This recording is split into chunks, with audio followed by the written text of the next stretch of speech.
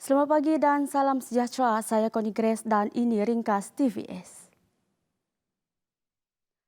Sarawak merekodkan peratusan kemalangan lebih rendah setakat November tahun ini berbanding tahun sebelumnya, iaitu penurunan kes sebanyak 25.6%. Menurut Menteri Pengangkutan Sarawak, Datuk Lee Kim Shin, bagi kemalangan maut 329 kes telah direkodkan bagi tempoh Januari hingga November 2019, manakala bagi tempoh yang sama tahun 2020 pula menyaksikan 276 kes. Ini menunjukkan penurunan 53 kes bersamaan 16.1%. Penurunan 53 kes dari segi peratusan ialah 16.1%. Untuk kemalangan para bagi tempoh 2019 Januari hingga November, bilangannya ialah 178. Bagi tahun 2020 yang tahun ini tempoh yang sama, bilangannya ialah 123, iaitu penurunan 55 kes. Dari segi peratusan ialah di 30.9%. Pada keseluruhannya, Sarawak merekodkan 19,581 kes kemalangan pada 2019 dan menunjukkan penurunan sebanyak 5,011 kes pada 2020 yang menjadikan jumlah keseluruhan sebanyak 14,570 kes. Mengulas lanjut mengenai penurunan jumlah kes kemalangan tersebut, beliau berkata pelaksanaan Perintah Kawalan Pergerakan PKP yang bermula pada Mac lalu merupakan salah satu faktor penyumbang penurunan. Mungkin salah satu sebabnya penurunan yang besar ini adalah tahun ini kita telah bermula dengan PKP bulan Mac dan sampai hari ini kita masih ada PPKP. Ini telah pun mengurangkan bilangan kenderaan atas jalan kita. Beliau berkata demikian selepas melancarkan kempen keselamatan jalan raya Ops Selamat sempena perayaan Hari Krismas tahun 2020 pada Jumaat. Sambutan Tahun Baharu yang akan datang masih lagi akan disambut, namun dalam keadaan norma baharu. Menurut Menteri Pelancongan, Kesenian dan Kebudayaan Sarawak, Datuk Abdul Karim Rahman Hamzah, seperti tahun kebiasaannya, sambutan Tahun Baru akan disambut di perkarangan Waterfront Kuching. Namun untuk kali ini, ia akan disambut di stadium tertutup untuk mengekang penularan wabak COVID-19 dan akan mematuhi segala prosedur operasi standard SOP yang telah ditetapkan. Tambahnya lagi, sambutan itu juga akan mempamerkan kekayaan budaya dan warisan Sarawak khususnya seni dan tarian dari pelbagai kaum. Pertunjukan bunga api juga akan diadakan di luar pekarangan stadium tertutup kelak untuk memeriahkan lagi sambutan. Menteri Pengangkutan Sarawak Datuk Lee Kim Shin mendedahkan kementeriannya sangat mengambil perhatian berat ke atas keselamatan semua pengguna jalan raya. Antara usaha yang diambil oleh kementeriannya ialah penubuhan jawatan kuasa pengangkutan di seluruh Sarawak untuk memantau masalah berhubung pengangkutan selain pelancaran Smart Traffic Light bagi mengatasi kesesakan lalu lintas. Kita telah menubuhkan jawatan kuasa pengangkutan peringkat Sarawak di mana semua yang terlibat dalam pengangkutan telah pun dijemput untuk menjadi ahli jawatan kuasa ini. Dan jawatan kuasa ini juga kita adakan di peringkat bahagian juga. Setiap bahagian di Sarawak kita juga ada satu jawatan kuasa pengangkutan bahagian. Beliau turut mendedahkan kementeriannya bakal melancarkan program ABC yang menekankan 3 perkara penting iaitu kesedaran, sikap dan ubah yang bakal dilancarkan pada awal tahun hadapan. A ialah awareness, B ialah behavior, C ialah change.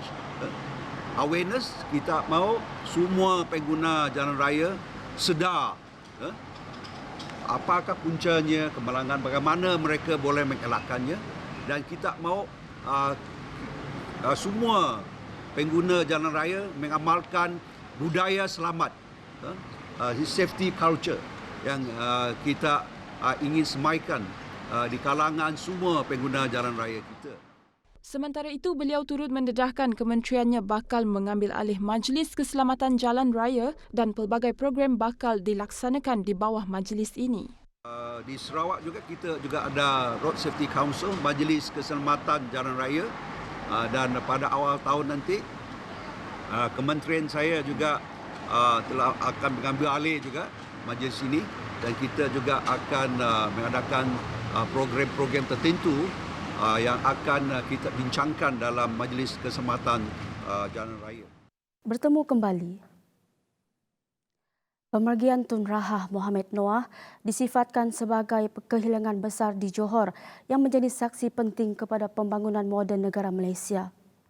Titah itu dizahirkan oleh Sultan Johor Sultan Ibrahim almarhum Sultan Iskandar kepada Royal Press Office RPO yang kemudiannya dimuat naik menerusi Facebook rasmi baginda. Tun Rahah yang merupakan isteri kepada Perdana Menteri kedua Allahyarham Tun Abdul Razak meninggal dunia pada usia 87 tahun. Allahyarhamah yang dilahirkan pada 11 Jun 1933 di Muar Johor itu merupakan individu penting di belakang dua bekas pemimpin nombor satu negara iaitu suaminya serta anaknya Datuk Seri Najib Tun Razak yang merupakan Perdana Menteri ke-6. Allahyarhamah juga merupakan puteri bungsu kepada seorang ahli politik negara, Allahyarham Tan Sri Mohamed Noah Omar yang berasal dari Muar Johor. Dalam perkembangan yang sama, kerajaan semalam telah memutuskan untuk memberi penghormatan istiadat pengebumian negara kepada Allahyarhamah Tun Rahah.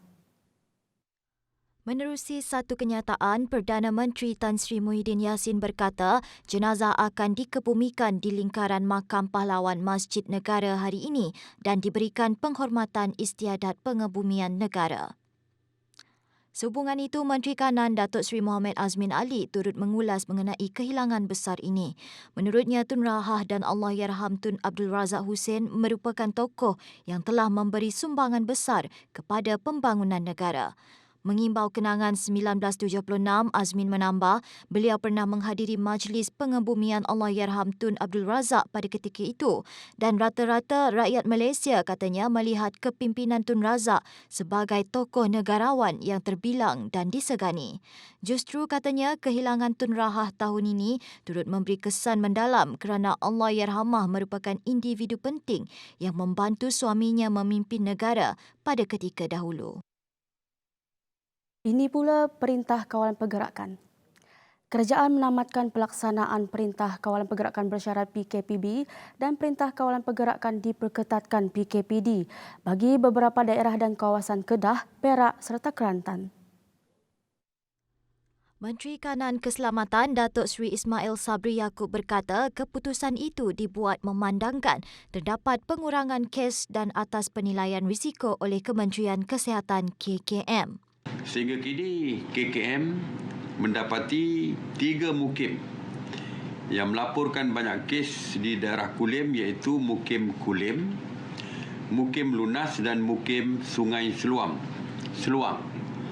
telah menunjukkan pengurangan kes yang ketara. Atas nasihat dan penilaian risiko KKM, kerajaan bersetuju untuk menamatkan PKPB daerah Kulim pada 20 Disember 2020 seperti yang dijadualkan. Tambahnya lagi, PKPD di Taman Perumahan dalam Mukim Sungai Seluang turut ditamatkan lebih awal. Kerajaan telah melaksanakan PKP diperketatkan di taman-taman perumahan dalam Mukim Seluang yang dijadualkan tamat pada 24 Disember 2020. Sehingga kini KKM telah membuat 2,282 saringan dan merekodkan 84 kes positif COVID-19. Walau bagaimanapun, semua penduduk telah disaring dan menunjukkan tren kes adalah menurun. Atas nasihat dan penilaian risiko KKM, kerajaan telah bersetuju menamatkan PKP diperketatkan di taman-taman perumahan awam Mukim Sungai Seluang pada 20 Disember, iaitu lebih awal daripada tarikh asal. Ujarnya antara kawasan PKPD yang dijadualkan tamat adalah Perumahan Taman Bayam, Taman Bayam Indah, Taman Kangkung 1 dan 2, Taman Halia, Taman Cekur Manis, Taman Kobis dan Taman Sri Limau. Aktiviti ziarah dan kunjung-mengunjung perayaan Krismas tahun ini hanya dihadkan kepada 20 orang pada satu masa sahaja, iaitu pada hari pertama perayaan. Menurut kenyataan yang dikeluarkan Jawatan Kuasa Pengurusan Bencana Negeri JPBN Sarawak, kehadiran 20 orang tetamu pada sambutan itu turut dihadkan kepada keluarga terdekat sahaja bagi mengekang penularan COVID-19. Tidak kurang dengan itu, Menteri Kluster Keselamatan Datuk Seri Ismail Sabri Yaakob turut menegaskan penganjuran rumah terbuka melibatkan orang ramai dan aktiviti nyanyian caroling dari rumah ke rumah sempena perayaan Krismas di semua kawasan adalah tidak dibenarkan. Katanya peraturan itu merupakan sebahagian daripada prosedur operasi standard SOP bagi sambutan Krismas kali ini dan aktiviti kunjung-mengunjung pula hanya dibenarkan pada hari pertama sambutan di kawasan yang dilaksanakan Perintah Kawalan Pergerakan Pemulihan PKPP dan kawasan Perintah Kawalan Pergerakan Bersyarat PKPB. Lawatan ke rumah di kawasan PKPB dan PKPP sama saja bagi sambutan perayaan di hari pertama ya. Di rumah kediaman landed bertanah hanya di kalangan keluarga terdekat dan tidak melebihi 20 orang pada satu-satu masa. Manakala bagi rumah kediaman serata dengan keluasan kurang dari 1,500 kaki persegi tidak melebihi 10 orang dan bagi keluasan 2,500 ke atas 2,500 kaki persegi ke atas tidak melebihi 15 orang pada satu-satu masa. Baiklah, itu saja buat masa ini. Saya Kuni Grace untuk TVS. Salam hormat.